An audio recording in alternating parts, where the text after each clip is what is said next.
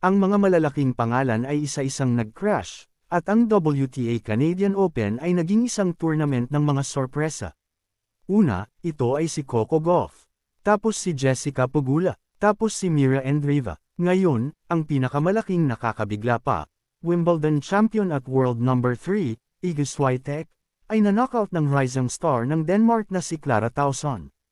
Ano ang nangyari sa Montreal? At ano ang ibig sabihin nito para sa natitirang paligsahan? Hatiin natin ang lahat. Pagdating sa WTA Canadian Open sa Montreal, si Iga Swiatek ay nakasakay ng mataas.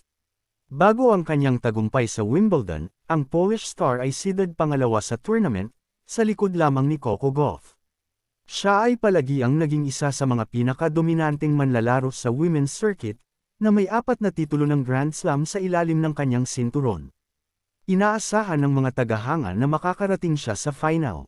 Mukha siyang kumpiyansa sa mga naunang round, na nagpapakita ng karaniwang halo ng katumpakan, pagsalakay, at kontrol na naging dahilan upang siya ang kampyon sa Wimbledon.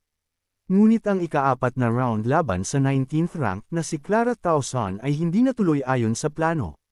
Sa simula pa lang ay lumabas na si Tauson na umiindayog.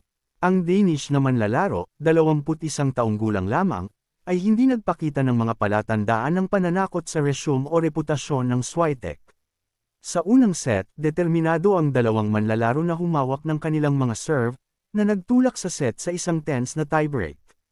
Ngunit dito, tila naglaho ang Swiatek. Dinamin na ni Tauson ang tiebreak 7-1, nakamamanghang tagahanga at inilagay ang pressure sa mas mataas na binhi. Sinubukan ni Swiatek na mag-regroup sa second set, ngunit lumaki lamang ang momentum ni Tauson. Mabilis na kumilos ang Dane, tumama sa malalalim na ground stroke, at nakinabang sa mga hindi sapilitang pagkakamali ng Swiatek. Nagtapos ang laban sa 7-6, 7-1, 6-3, isang straight sets na tagumpay na iilan lang ang nakakita.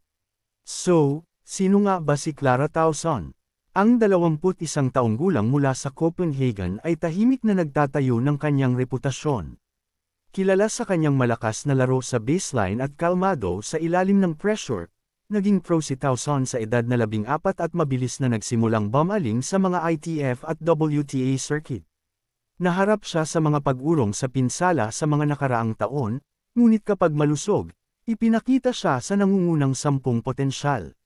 Ang panalong ito laban kay Swiatek ay maaaring ang pinakamalaki sa kanyang karera sa ngayon, at isang senyales na handa na siyang hamanin ang mga piling tao ng mas tuloy-tuloy.